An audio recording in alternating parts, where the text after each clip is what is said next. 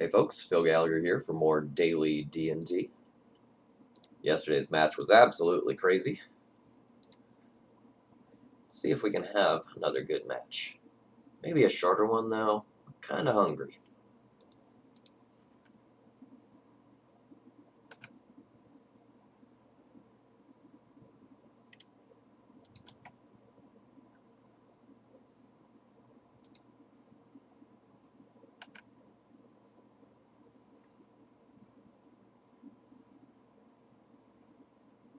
Opponent has kind of an ambiguous opener. It could just be playing some Oko pile. Could be playing Show and Tell.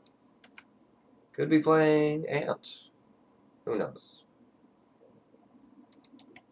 I think it's Ant. Still could be Show and Tell though.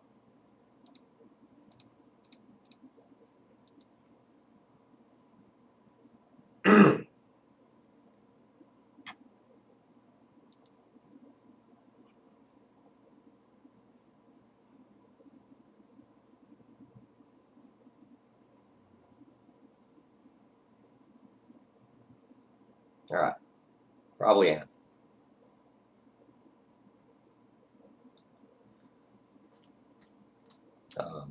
In which case, we're extremely favored to win game one now that Athalia is in play.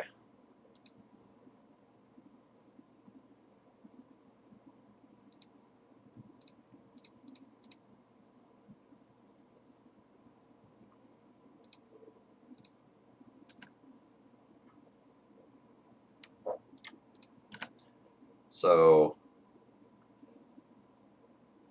we have 5 points of power, which will become 7 next turn.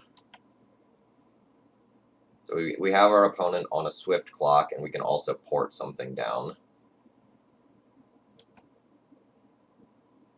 Our position is extremely strong.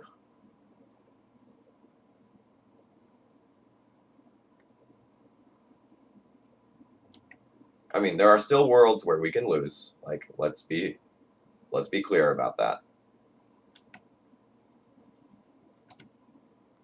Most of them involve chaining Cabal rituals together.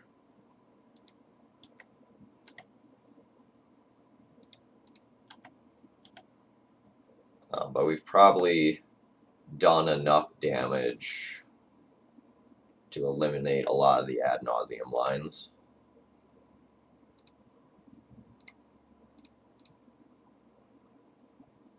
So our opponent really needs to naturally storm off.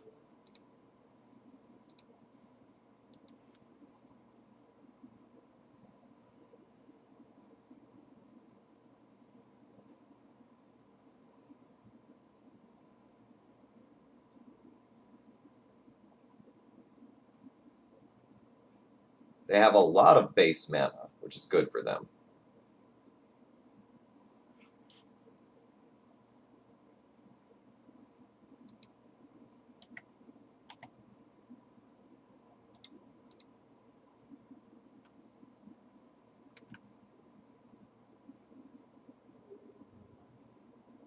We have three pocket life here.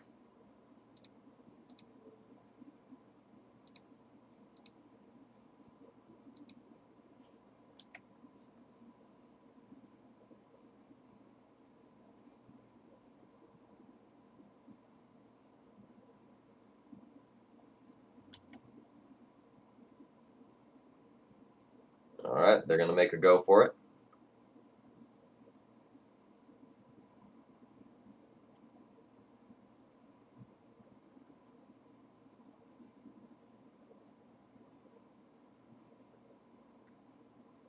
Alright.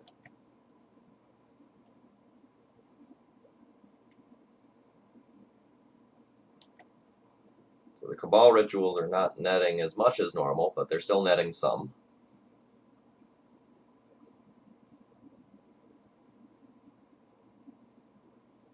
Underworld Breach, okay. This will potentially get interesting. That means they can continue to cast the Cabal rituals. And that might actually allow them to get hellbent while doing other things.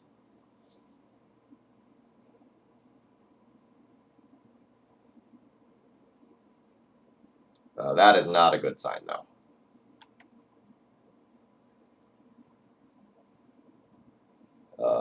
For them. So the opponent having to brainstorm means that they don't necessarily have it all here.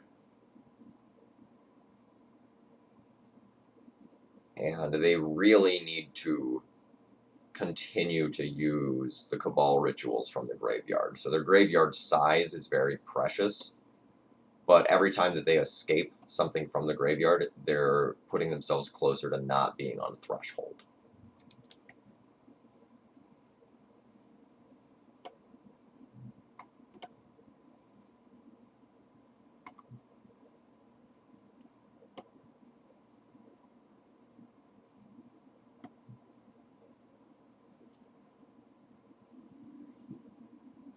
So they're going to get one more thresholded Cabal ritual as it stands now.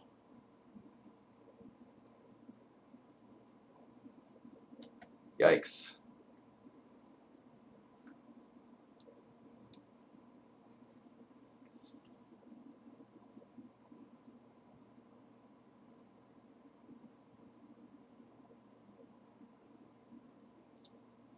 It's also sort of interesting whether you're supposed to brainstorm or ponder in the spot that they're in. Without knowing their hand, I can't tell for sure.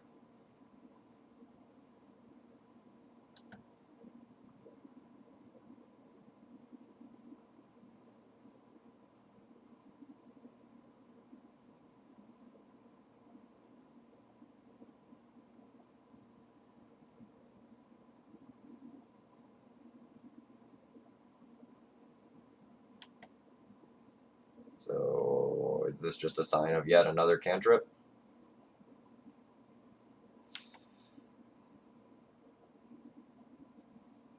So, all those Cabal rituals are now in exile. Okay.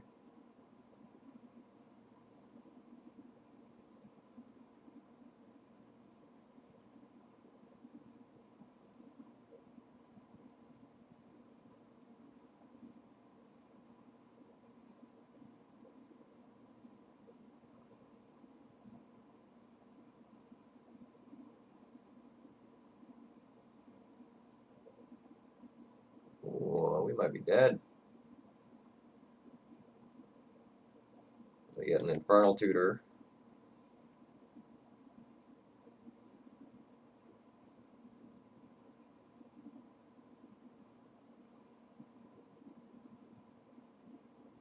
They just get an LED with that.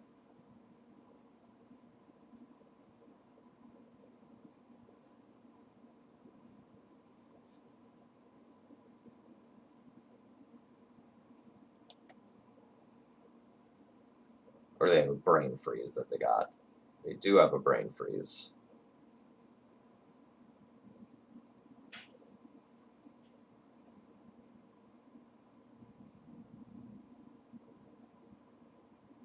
Well, alright, so they Brain Freeze target themselves.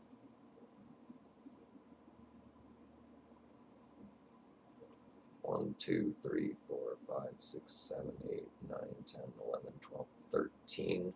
Alright, so that mills out their entire deck, so I can see exactly what they have to work with.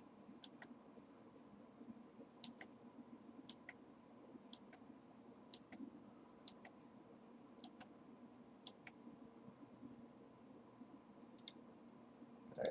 Oh, I can't always. Alright.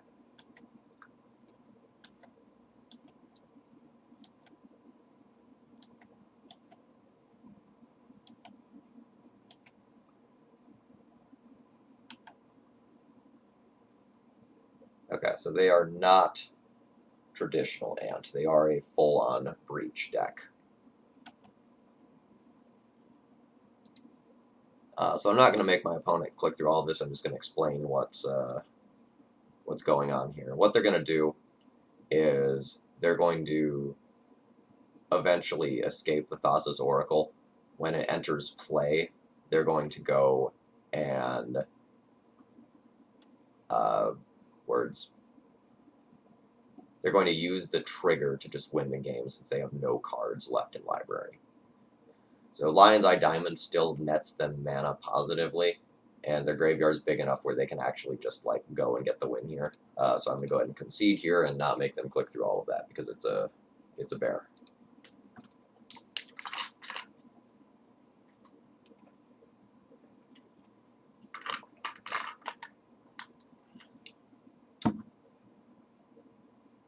Eidolon of Obstruction there, being worse than a Revoker, or really most undercards there. So Surgicals are good, Deafening Silence is good, Rest in Peace is good, Prelate is good. We could even consider something like Pithing Needle, just to like name a fetch land or something like that. But I don't think I'll do that. So we'll go Swords to Plowshares out, we'll go Jitte out, we'll go Jailer out, and I still have to make another cut from there.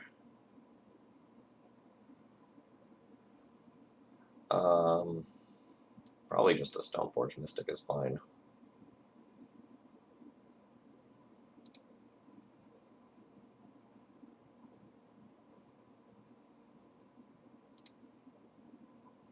Nope. Yep.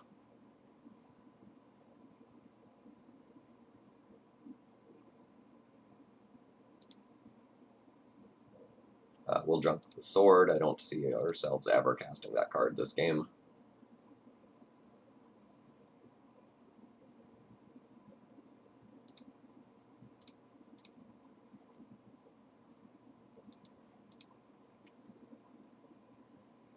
So I like this hand since we have two pieces of hate.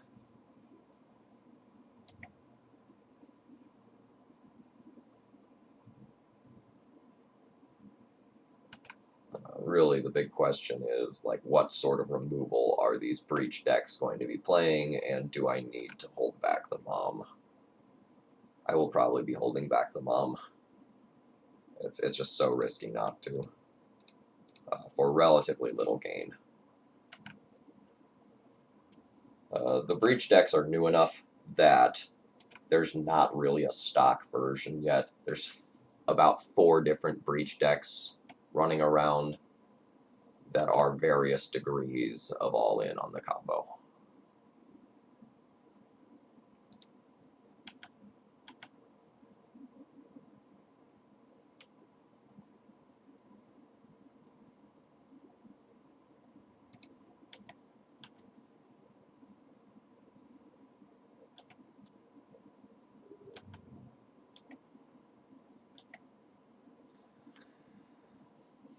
So, do I want to play Revoker this turn, or do I just want to get this Vial in play? I would rather play the Vial when I have 4 mana, so I can also port.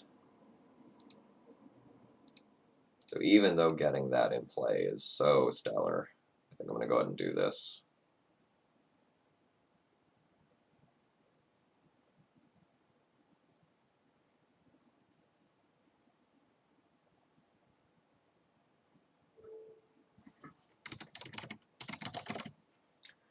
We are going to name LED here, even though my opponent has the Lotus Petal in play. Because LED is what can allow my opponent to win through a Thalia. So unless our opponent has something like a Massacre, oh, that's mwah, mwah, chef's kiss good. Finishing that thought. Unless our opponent has something like a Massacre, we're pretty safe. And so we just want to eliminate the things that can potentially beat us.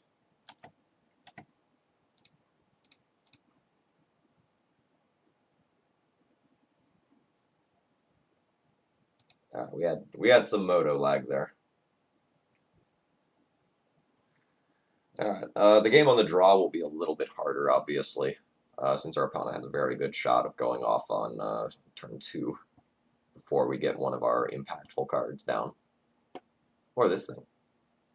but I don't think we're going to change anything about the way that we're sideboarding. The needle becomes more justifiable to name a fetch land when I'm on the play, or sorry, when I'm on the draw, since like so many of the things here at this top end are going to be bad.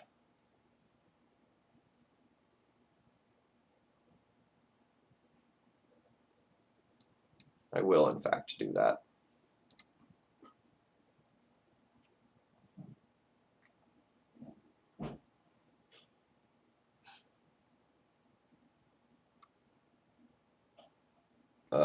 Absolutely can't throw back this hand. Deafening Silence is going to be one of our better cards here.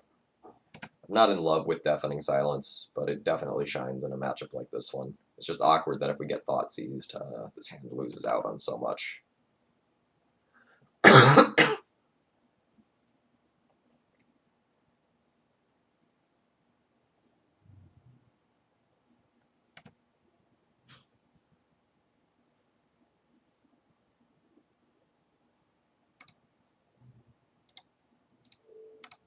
100% willing to take the reset here.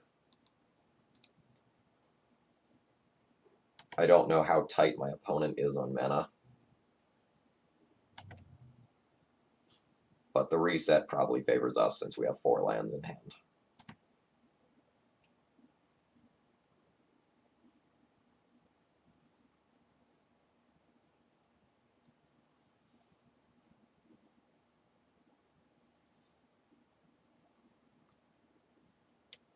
I do not like seeing top from that.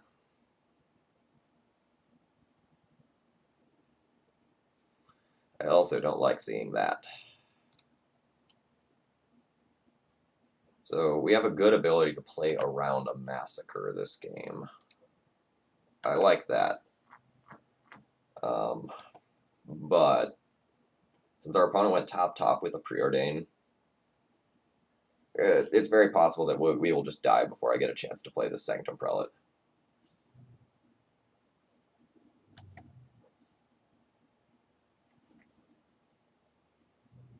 The biggest thing constraining them right now would probably be colors.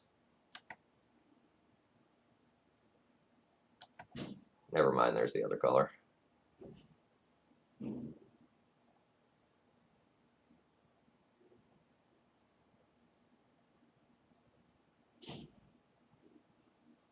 Alright, so that's going to be Infernal Tutor, Crack, get Underworld, Breach.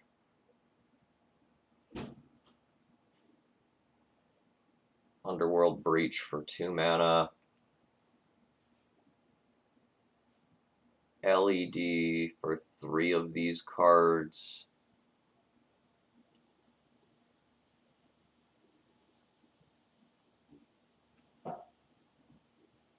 Crack, Infernal Tutor for 3 of these cards.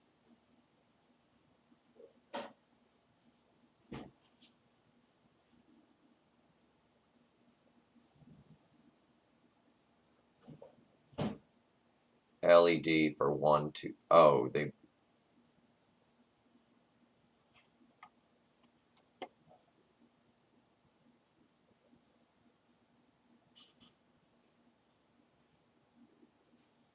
Okay, so now LED for 3 more of the cards, and then they've got it.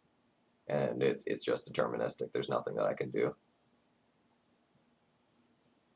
I'm just taking a second. I'm going to concede, but I'm just taking a second to look and see like what all they brought in. So they have a Decay, they have a Tendrils, and they're just going to get to Brain Freeze me out eventually. Alright. GG's. I think we probably would have gotten the game 1 versus traditional Ant, but not against this version. Our interaction isn't quite as good because the deck, I think, is a little bit faster than Ant. So, like, our 2-drops are normally a little bit sketchy versus Ant, but against this, it's even scarier. So if Breach starts becoming more popular, We may need to think about some more 0 or 1 drop options to go in and deal with it. You know, Chalice of the Void, for example, is extremely good against that deck. Alright, I'll be back for Friday's video, what'll be tomorrow for you. Hope you enjoyed.